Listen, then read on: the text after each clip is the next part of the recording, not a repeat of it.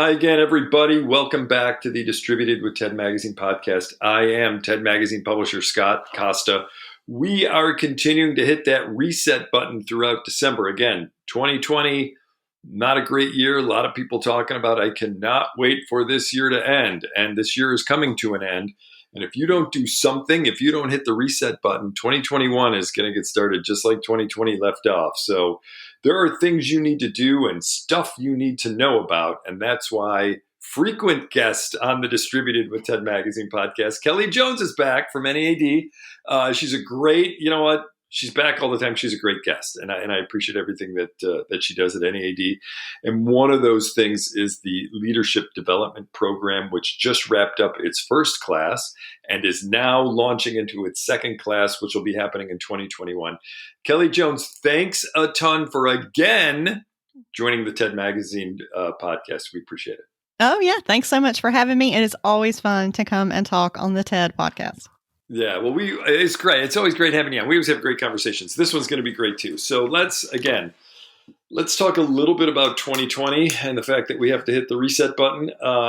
Difficult times in a pandemic, significant people who've led us through, a lot of, different bumps in the road and still managed to make us, a vibrant and vital industry had retired in 2020. Mm-hmm. And so now is the time to really be working on that succession plan and to be working on leadership development.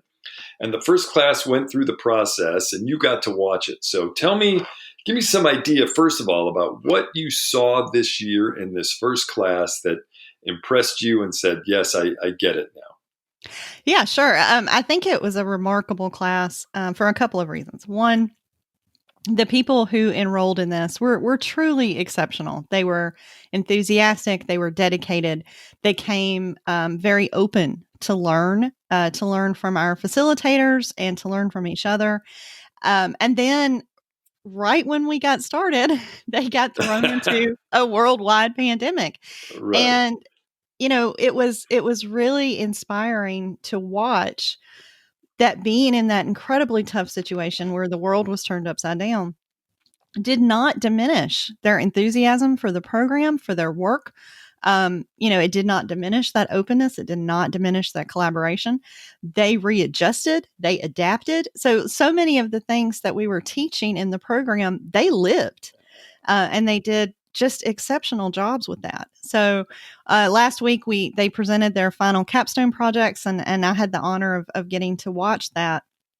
And it was remarkable to see how many of them said, well, this is the project I designed, but then the pandemic hit and I had to redesign it. And to follow that through, so we were teaching adaptability and change in the face of uncertainty and stepping out boldly in collaboration. And they all went and lived it. So it ended up being a leadership experience that we could not have designed with curriculum because of the way that the pandemic shook out. But it ended up being, I think, a strength. And I think the 2020 class is going to be uniquely qualified as leaders because they have, they've done the walk through the fire test and they've done a great job. And it's funny because others have said, the back in 2015, the pace of change has never been as fast as it is right now. And then a pandemic hits and you're like, you want to see fast. You want to see a lot of change. Here it comes. And but one of the great things that the Leadership Development Program will do is it'll help your future leaders and your current leaders understand that they are going to have to lead differently in the future. Isn't that right?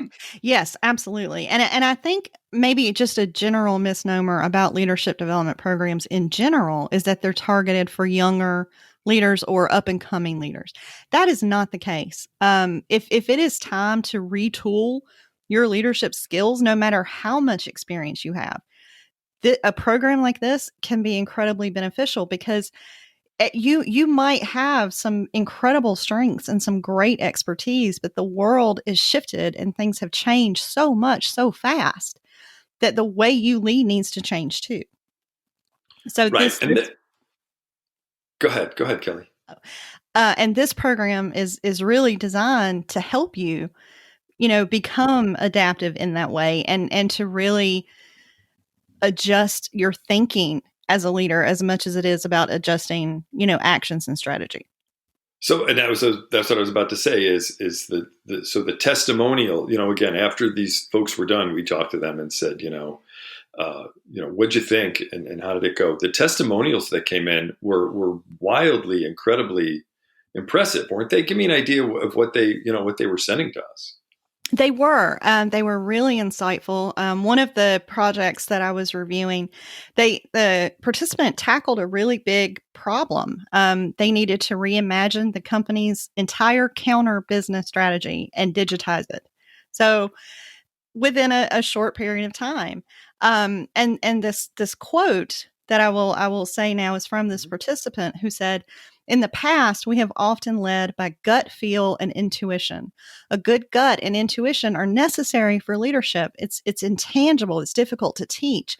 But with analytics, we get data leading to insight. Add insights to gut and intuition, and you get a powerful leadership combination." So it was this, not just understanding that data is important, but understanding how you think about that as a leader, how it plays into your company strategy, your leadership strategy, your perspective. To come to these kind of realizations within a year, and to do so with a project that turns around with measurable results, I just think was incredible. Right, no doubt about it. And there's, and I don't want to say that there's a commitment to this, but this isn't one of the, there's value in time and effort, and let's not lose our focus on that, especially when it comes to developing leaders. This isn't like, hey, we're going to get in a room for an hour, you're going to listen to some inspirational man or woman say something, and you're going to walk out the door a great leader. That's not what this is. This is, a commitment to a period of time, not a tremendous period of time, and it doesn't tax your daily work that you're doing. But you do have to be kind of committed to doing this for, again, a stretch of several months. Give us an idea of what the process is like. So folks who are like, do I really want to invest in this, are going to hear what the process is like. So like, oh yeah, I do want to invest in that. Sure. So the participants begin by taking some assessments. So they do a personality assessment, they do a 360, and then they have a one-to-one debrief with the facilitator and with a coach in the program. So there's coaching built in that lasts throughout the year. Then they have follow-up coaching calls. And then at the end, they do a repeat 360. So that some of these, what we would typically call soft skills, become measurable, they become observable. The biggest common feedback that I've heard across the group is, I have become a better listener, and I have feedback from the people I work with telling me I have become a better listener, and this is how I've done it. That's just been across the board, to kind of see those changes. So you have that personal development piece. And then they have, class discussions where they come together with case studies where they're going to apply the leadership principles that they've been learning and the competencies that they've been learning. And then they each design their own capstone project. And so these are wildly varying. We had projects from operations, marketing, branch management, distribution, HR, accounting, project management, sales. Some of the people that were working at the same company teamed up. They did projects together. Some people did projects on their own. There's a great deal of flexibility in what those projects are, but they have to have measurable outcomes. And so that allows the participant to go back to the leaders who invested in them and say, this is what I've learned, this is how I've grown, and this is what I've done for the company as a result of participating in NAED's leadership development program. So explain this to me a little bit more if you can. They do a 360 assessment at the beginning, correct? Mm-hmm. Correct. And then what did you call it? A reverse 360 assessment at the end? No, they do another 360 at the end. And what is it basically the same thing and they just learn more about themselves? So it gives a beginning point and then a current point for comparison. So you can see the strengths and weaknesses that you had at the beginning, or the opportunities that you had for improving at the beginning, how much you have improved on those very same items at the end. Oh, I like that, because that's actually like tangible too. Like you can take that home with you and say, this is what I've improved on. That is really, there's a selling point. Again, I think that, the last thing you want to do is get caught, during a pandemic without being able to look across the room and say, okay, there's potential leadership here and there, and he should improve his leadership skills, and she's going to be top notch with a little bit more training down the road. I think that this is an essential program for folks, again, who want to hit the reset button in 2021 and improve themselves. So the big question is, how do folks get involved? How can they make sure that the people that they need in this program are going to get in this program? Who should they contact? What should they do? Where should they go? What's the way to get to where they need to be? Yeah, a great place to start is our website. So naed.org/leadership. We have information about the program there. There's an online form of interest you can fill out very quickly and easily. And then you'll work with our member engagement team to go ahead and get that person enrolled. We do some screening questions to make sure that this program is the right fit for that person. We can help you if you want to talk through, potential participants to see, yes, we think it would be beneficial for this person, and here's why. We can help you figure out how that fits into your larger leadership development offerings at your company and some of your goals that you have. So we are here to help. I will be happy to have those conversations. I'm happy to come in. I've done a couple of presentations for people on Zoom to introduce the program to their company and answer questions. We are also able to deliver this as a company cohort. So if you have 15 people or more at your company, we can do a cohort of this program just for you.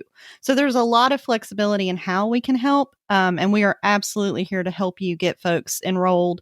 There's also a manager guide that is part of this program that walks the participant's manager through the program over the course of the year with monthly check-ins and questions so that the manager knows what the participant is working on and how to help them.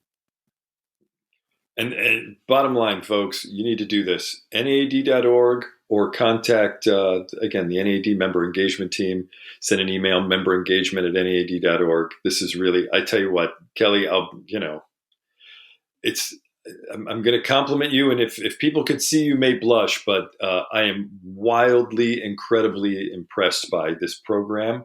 The people who have gone through it and the way they've grown throughout the past years. I continue to stay in touch with them. You're doing a great job with this leadership development program. And I will say that people who are not putting people through it are foolish when it comes to, I'm not trying to insult them, but foolish for not taking advantage of this opportunity. So thank you so much for doing this program and for coming on this podcast and explaining to folks why it's so important again. I do appreciate it.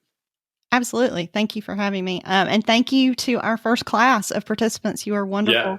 Yeah, they are great. They are. They're so good. To our facilitators who were amazing, to the NAED board for supporting the program and all of the NAED staff. I come on the podcast and talk about it, but this is a collaborative effort. So. Well, you do a great job. I'll tell you that. You really do. And I appreciate it. And again, if folks have more questions about the leadership development program or anything else, this podcast, other stuff TED Magazine is doing, again, you can also contact me if you want. Best way to do it these days is email me. Email scosta, SCOSTA @NAED.org. I'll get back in touch with you as fast as I can, usually within a few minutes. Be glad to hear from you and help you out with leadership development or any other questions you have. Until we get a chance to talk again, I want to thank everybody for listening to Distributed with TED Magazine.